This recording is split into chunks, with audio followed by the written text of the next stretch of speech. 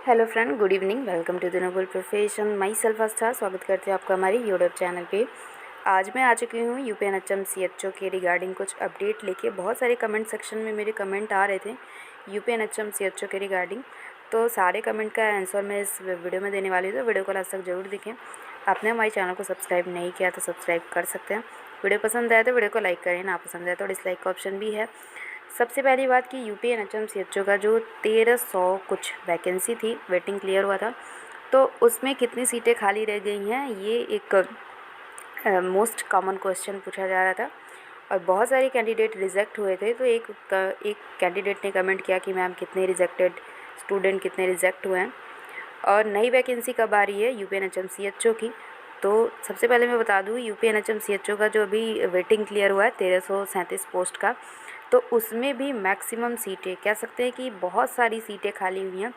100 से ऊपर कैंडिडेट हुए हैं रिजेक्ट। और रिजेक्ट किस वजह से हुए हैं? सिर्फ और सिर्फ कास्ट सर्टिफिकेट। ओबीसी वाले कैंडिडेट ज़्यादा रिजेक्ट हुए हैं कास्ट सर्टिफिकेट से लेकर, और तो और जिनका रजिस्ट्रेशन नहीं था।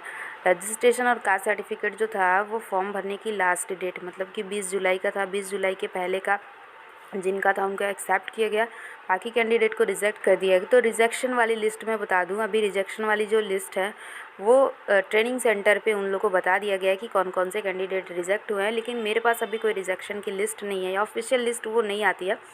वो जो होता है वो मेल पे, सेंटर के मेल पे भेजा जाता है, तो वो लिस्ट मेरे पास नहीं है। लेकिन मैं एक्सपेक्टेड कह सकती हूँ कि मतलब एक्सपेक्टेड में भी 80% एक्सपेक्टेड जो है वो 100 से ऊपर कैंडिडेट रिजेक्ट हुए हैं। मतलब कि 100 से 120 कैंडिडेट हैं जो यूपीसीएचओ का जो डॉक्यूमेंट वेरिफिकेशन हुआ है उसमें रिजेक्ट हुए। पर सेंटर से 4-5 कैंडिडेट ऐसे हैं जो रिजेक्ट किए गए।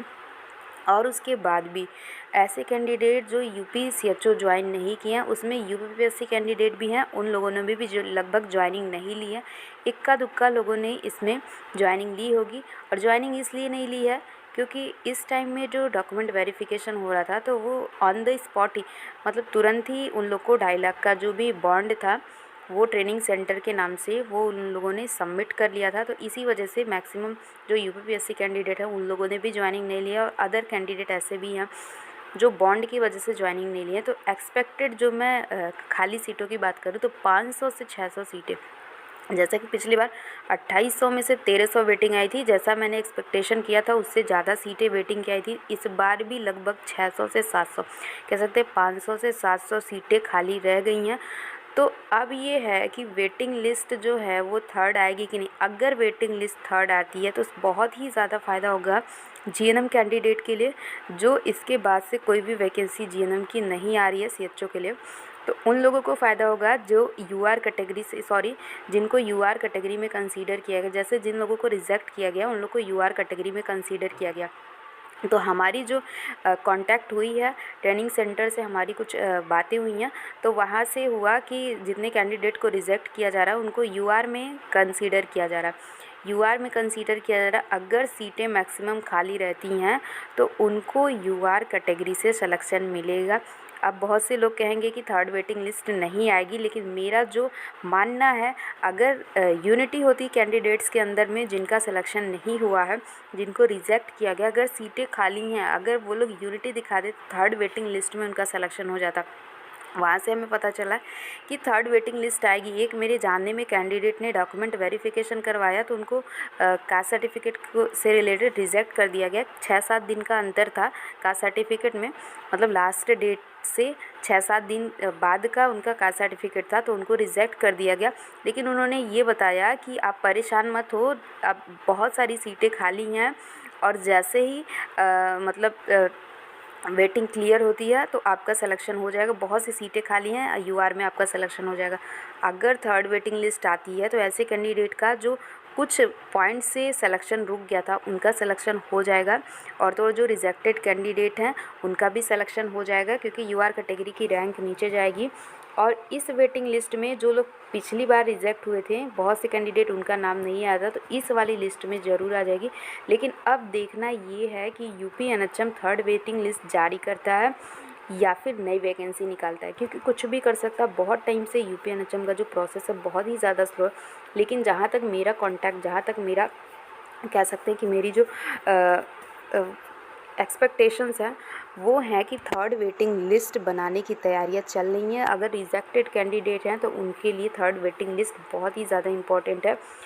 अब मैं बात करूं कि नई वैकेंसी सीएचओ की कब आएगी। जैसा कि आपको पता है कि 4000 जो वैकेंसी थी, पहले मैं बात करूँ सीटें कितनी खाली हैं, तो 4000 जो वैकेंसी थी उसमें आपको पता होगा कि 1785 कैंडिडेट का डॉक्यूमेंट वेरिफिकेशन हुआ है, 1785 कैंडिडेट की ज्वाइनिंग हुई है और उसमें जो जो थे वो 78 कैंडिडेट की वेटिंग क्लियर हुई है और बाकी अभी भी 2215 सीटें खाली रह गई हैं। अभी इसके बाद भी जो 1785 कैंडिडेट की लिस्ट थी उसमें से आपने देखना कि 78 कैंडिडेट जो हैं वेटिंग में क्लियर हो गए। अभी भी लगभग 200-300 सीटें जो हैं वो 1785 में से भी 230-300 ऐसी सीटें हैं जो वो भी खाली हुई हैं। तो हम एक आइडिया लगा सकते हैं कि लगभग कितनी सीटें खाली हुई हैं सीएचओ की। तो 700 से 500 से 700 सीटें तो ये जीएनएम वाली जो है वो खाली हुई है और लगभग 2215 जो 4000 वैकेंसी की है वो भी खाली हुई है।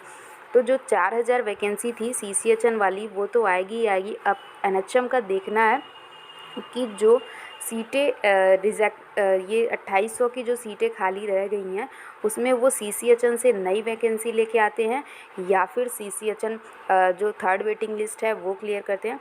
और एक बात मैं और बता दूं कि जो लोग पूछ रहे थे कि मैम जीएनएम के लिए या फिर विदाउट सीसीएचएन वैकेंसी कब आएगी, तो आपको मैं बता दूं एक बार लास्ट वैकेंसी यूपी में आएगी सीसीएचएन के बिना। और उसके लिए जो लोग प्रिपरेशन करना चाहते हैं, मतलब जिनके पास जीएनएम है, सीसीएचएन सर्टिफिकेट नहीं, अगर वो चाहते हैं यूपी में जॉब पाना, जैसे ही ये 6 मंथ की ट्रेनिंग 6 मंथ की ट्रेनिंग अब 4 मंथ में हो गई है, 4 मंथ की हो गई है।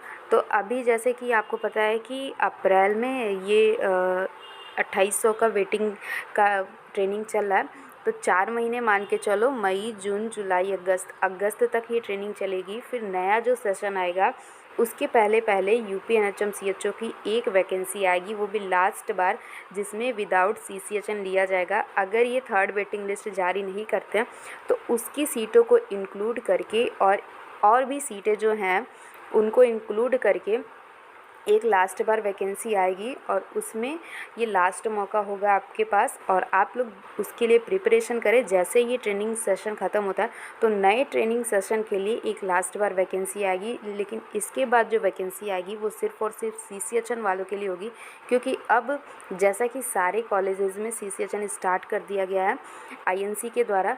तो अब जो नए बीएससी नर्सिंग या फिर पोस्ट बीएससी कैंडिडेट निकलेंगे सबके मार्कशीट में सीसीएचएन इंक्लूड होगा। तो फिर गवर्नमेंट को एक्स्ट्रा पैसे खर्च करने की ज़रूरत नहीं पड़ेगी किसी भी ट्रेनिंग पे।